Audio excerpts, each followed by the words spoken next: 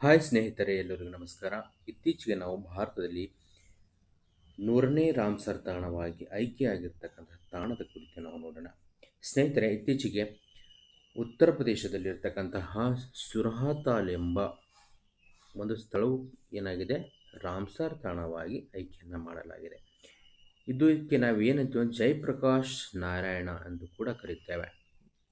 ಇದು ಯಾವ ಜಿಲ್ಲೆನಲ್ಲಿದೆ ಅಂತ ಹೇಳಿದ್ರೆ ಉತ್ತರ ಪ್ರದೇಶದ ಬಲಿಯಾ ಜಿಲ್ಲೆನಲ್ಲಿರ್ತಕ್ಕಂಥದ್ದು. ಇದು ಭಾರತದ 100ನೇ ರಾಮ್ಸರ್ ತಾಣವ ಎಂದು ಘೋಷಿಸಲಾಗಿದೆ. ಅದರ ಜೊತೆಗೆ ಉತ್ತರ ಪ್ರದೇಶದಲ್ಲಿ ಇದರ ಜೊತೆಗೆ 13 ರಾಮ್ಸರ್ ತಾಣಗಳು ಇರೋದನ್ನು ನಾವು ನೋಡಬಹುದು. ಹಾಗಾದರೆ ಇದರ ವಿಶೇಷತೆ ಏನು ಅಂತ ಹೇಳಿದ್ರೆ, ಇದು ಗಂಗಾ ನದಿಯ ಅಂಕೋಡೊಂಕಾದ ಹರಿವಿನಿಂದ ನೈಸರ್ಗಿಕವಾಗಿ ನಿರ್ಮಾಣವಾಗಿರುವ ಒಂದು ದೊಡ್ಡ ಮತ್ತು ಭತ್ತದ ಕುದುರೆ ಲಾಳಾಕಾರದ ಒಂದು ಸರೋವರವಾಗಿದೆ. ಇದಕ್ಕೇನಂತೀನೋ ಆಕ್ಸ್ಬೋ ಲೇಕ್ ಅಂತ, ಅಂದರೆ ಕುದುರೆ ಲಾಳ ಅಂತಂದರೆ ಈ ರೀತಿಯಲ್ಲಿರ್ತಕ್ಕಂಥದ್ದು. ಇದಕ್ಕೇನಂತೀವಿ ನಾವು ಕುದುರೆ ಲಾಳಾಕಾರದ ಅಂತ ಕರಿತೇವೆ. ಅದರ ಜೊತೆಗೆ ಇದರ ವಿಶೇಷತೆ ಏನು, ಪ್ರಾಮುಖ್ಯತೆ ಏನು ಅಂತ ಹೇಳೋದಾದರೆ, ಈ ಒಂದು ಪ್ರದೇಶಕ್ಕೆ ಸೆಂಟ್ರಲ್ ಏಷ್ಯಾದಿಂದ ಸುಮಾರು 2 ಲಕ್ಷದ ಹಕ್ಕಿಗಳು ವಲಸೆಯಾಗಿ ಬರುತ್ತವೆ. ಈ ಒಂದು ಪ್ರದೇಶದ ಅವುಗಳ ಆಶ್ರಯ ತಾಣವಾಗಿ ಇರೋದನ್ನು ನಾವು ನೋಡ್ತೇವೆ. ಅದರ ಜೊತೆಗೆ ಇಲ್ಲಿ ಪ್ರಮುಖವಾಗಿ ಇಂಡಿಯನ್ ರಿವರ್ ಟರ್ನ್ ಮತ್ತು ಬಾರ್ ಹೆಡೆಡ್ ಗೀಸ್, ಅದರ ಜೊತೆಗೆ ಇಲ್ಲಿ ಅಳಿವಿನಂಚಿನಲ್ಲಿರುವ ಮೀನು ಹಿಡಿಯುವ ಬೆಕ್ಕು ಈ ಒಂದು ಪ್ರದೇಶದಲ್ಲಿ ಇರೋದನ್ನು ನಾವು ನೋಡಬಹುದು. ಹಾಗಾದರೆ ರಾಮ್ಸರ್ ತಾಣ ಎಂದರೆ ಯಾವುದು ಅಂತ ಹೇಳೋದಾದರೆ, ರಾಮ್ಸರ್ ತಾಣ ಎಂದರೆ ಅಂತಾರಾಷ್ಟ್ರೀಯ ಪ್ರಾಮುಖ್ಯತೆಯನ್ನು ಹೊಂದಿರತಕ್ಕಂಥದ್ದು ಒಂದು ಚೌಗು ಪ್ರದೇಶ. ಚೌಗು ಪ್ರದೇಶ ಅಂತಂದರೆ ಇದು ತೇವಾಂಶ ಭರಿತವಾಗಿರೋದಿಲ್ಲ. ಇದು ವರ್ಷದ 12 ತಿಂಗಳು ಏನಾಗುತ್ತೆ, ಈ ಒಂದು ಪ್ರದೇಶ ಚೌಗು ಅಥವಾ ತೇವಾಂಶ ಭರಿತವಾಗಿರೋದ್ರಿಂದ ಈ ಒಂದು ಪ್ರದೇಶಕ್ಕೆ ನಾವೇನಂತೀವಿ, ಚೌಗು ಪ್ರದೇಶ ಅಂತೀವಿ. ಅದರ ಜೊತೆಗೇ ಈ ರಾಮ್ಸರ್ ಎಂಬ ಹೆಸರು ಹೇಗೆ ಬಂತು ಅಂತ ನೋಡೋದಾದರೆ, 1971 ಫೆಬ್ರವರಿ 2ರಂದು ಇರಾನ್ ದೇಶದ ಒಂದು ರಾಮ್ಸರ್ ತಾಣ ಅಂತಕ್ಕಂಥ ಒಂದು ಪ್ರದೇಶದಲ್ಲಿ ವಿಶ್ವದಲ್ಲಿರ್ತಕ್ಕಂತಹ ಚೌಗು ಪ್ರದೇಶಗಳನ್ನು ರಕ್ಷಣೆ ಮಾಡೋದಕ್ಕೋಸ್ಕರ ಒಂದು ಜಾಗತಿಕವಾಗಿ ಒಂದು ಸಮ್ಮೇಳನ ನಡೀತದೆ. ಆ ಸಮ್ಮೇಳನದಲ್ಲಿ ಒಂದು ಒಪ್ಪಂದವಾಗ್ತದೆ. ಏನು ಒಪ್ಪಂದ ಆಗ್ತದೆ ಅಂದರೆ, ವಿಶ್ವದಲ್ಲಿರ್ತಕ್ಕಂತಹ ಚೌಗು ಪ್ರದೇಶಗಳನ್ನು ಸಂರಕ್ಷಣೆಯನ್ನು ಮಾಡಬೇಕಂತ ಉದ್ದೇಶದಿಂದ ಈ ಒಂದು ಪ್ರದೇಶದಲ್ಲಿ ಒಪ್ಪಂದಕ್ಕೆ ಬರಲಾಗುತ್ತದೆ. ಆ ಒಂದು ಒಪ್ಪಂದನೇ ರಾಮ್ಸರ್ ಒಪ್ಪಂದವಾಗಿದೆ. ಇದರ ಒಂದು ಸವಿನೆನಪಿಗಾಗಿ ಪ್ರತಿ ವರ್ಷವೂ ಕೂಡ ರಾಮ್ಸರ್ ತಾಣಗಳನ್ನು ಆಯ್ಕೆ ಮಾಡಲಾಗುತ್ತದೆ.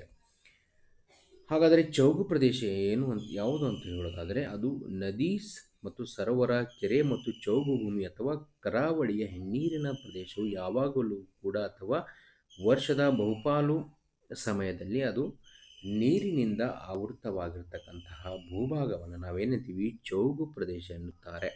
ಇದರ ಉದ್ದೇಶ ಏನು ಅಂತ ಹೇಳೋದಾದರೆ, ಭೂಮಿಯ ಮೇಲಿನ ಅಳಿವಿನಂಚಿನಲ್ಲಿರುವ ಜೀವ ವೈವಿಧ್ಯತೆಯನ್ನು ರಕ್ಷಣೆ ಮಾಡುವುದು, ಅದರ ಜೊತೆಗೆ ನೀರಿನ ಮೂಲಗಳನ್ನು ಕಾಯ್ದುಕೊಳ್ಳುವುದು ಮತ್ತು ಜಾಗತಿಕ ತಾಪಮಾನವನ್ನು ನಿಯಂತ್ರಿಸುವುದು ಈ ಒಪ್ಪಂದದ ಮುಖ್ಯ ಉದ್ದೇಶವಾಗಿದೆ.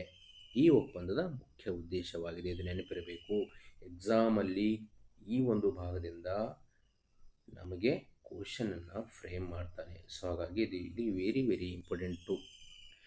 ಅದರ ಜೊತೆಗೇ ನೋಡಿ, ಒಟ್ಟಾರೆಯಾಗಿ ಜಗತ್ತಿನಲ್ಲಿ ಎಷ್ಟು ತಾಣಗಳು ಯಾವ ದೇಶಗಳು ಹೊಂದಿದೆ ಅಂತಕ್ಕಂಥದ್ದು. ಮೊದಲನೇದಾಗಿ ಜಾಗತಿಕವಾಗಿ UK ಪ್ರಥಮ ಸ್ಥಾನದಲ್ಲಿದೆ.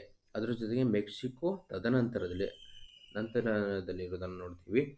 ಹಾಗಾದರೆ ಏಷ್ಯಾದಲ್ಲಿನೇ ಅತಿ ಹೆಚ್ಚು ಚೌಗು ತಾಣಗಳನ್ನು ಹೊಂದಿರತಕ್ಕಂಥ ದೇಶ ಯಾವುದು ಅಂತ, ಅದು ಭಾರತ. ಭಾರತವು ಏಷ್ಯಾದಲ್ಲಿನೇ ಅತಿ ಹೆಚ್ಚು ಚೌಗು ಪ್ರದೇಶಗಳನ್ನು ಹೊಂದಿರತಕ್ಕಂಥ ದೇಶವಾಗಿದೆ. ಎಷ್ಟು ಅಂದರೆ ಒಟ್ಟಾರೆಯಾಗಿ 100 ತಾಣಗಳನ್ನು ಹೊಂದಿದೆ. ಮೊದಲನೇದು UK ಇದೆ, ಎರಡನೇದು ಮೆಕ್ಸಿಕೋ ನಂತರದಲ್ಲಿದೆ. ಹಾಗಾದರೆ ಇಲ್ಲಿ ನೋಡಿ, ರಾಜ್ಯವಾರು ನೋಡೋದಾದರೆ ತಮಿಳುನಾಡು ಭಾರತದಲ್ಲಿ ಅತಿ ಹೆಚ್ಚು ಚೌಗು ಪ್ರದೇಶಗಳನ್ನು ಹೊಂದಿರತಕ್ಕಂಥದ್ದು ಯಾವುದು ಅಂದರೆ ತಮಿಳುನಾಡು. 20 ತಾಣಗಳು ಇರೋದನ್ನು ನೋಡ್ತೀವಿ. ನಂತರದಲ್ಲಿ 2ನೇ ಸ್ಥಾನದಲ್ಲಿರ್ತಕ್ಕಂಥದ್ದು ಉತ್ತರ ಪ್ರದೇಶ. 13 ಸ್ಥಾನಗಳನ್ನು ಹೊಂದಿರುವ ಮೂಲಕ ಅದು 2ನೇ ಸ್ಥಾನದಲ್ಲಿದೆ. ಹಾಗಾದರೆ ಕರ್ನಾಟಕ ಎಷ್ಟು ತಾಣಗಳನ್ನು ಹೊಂದಿದೆ ಅಂತ ನೋಡೋದಾದರೆ ಕರ್ನಾಟಕದಲ್ಲಿ ಒಟ್ಟು 4 ರಾಮ್ಸರ್ ತಾಣಗಳು ಇರೋದನ್ನು ನೋಡ್ತೀವಿ. ಹಾಗಾದರೆ ಕರ್ನಾಟಕದ ಮೊಟ್ಟ ಮೊದಲ ರಾಮ್ಸರ್ ತಾಣ ಯಾವುದು ಅಂತ ಹೇಳಿದ್ರೆ ಅದು ರಂಗನತಿಟ್ಟು ಪಕ್ಷಿಧಾಮ.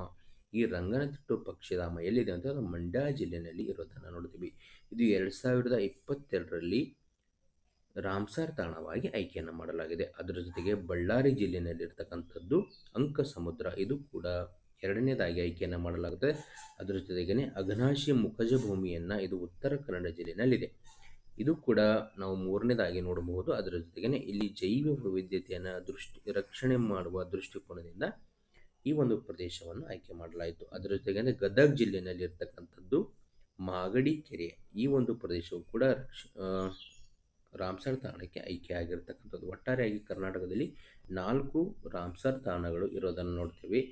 ಮಾಗಡಿ ಕೆರೆ ಯಾವುದಕ್ಕೆ ವಿಶೇಷವಾಗಿದೆ ಅಂತ ಹೇಳಿದ್ರೆ ಅದು ಬಾರ್ ಹೆಡೆಡ್ ಬಾತುಕೋಳಿಗಳಿಗೆ ಇದು ಒಂದು ಪ್ರಸಿದ್ಧವಾಗಿರ್ತಕ್ಕಂಥದ್ದು.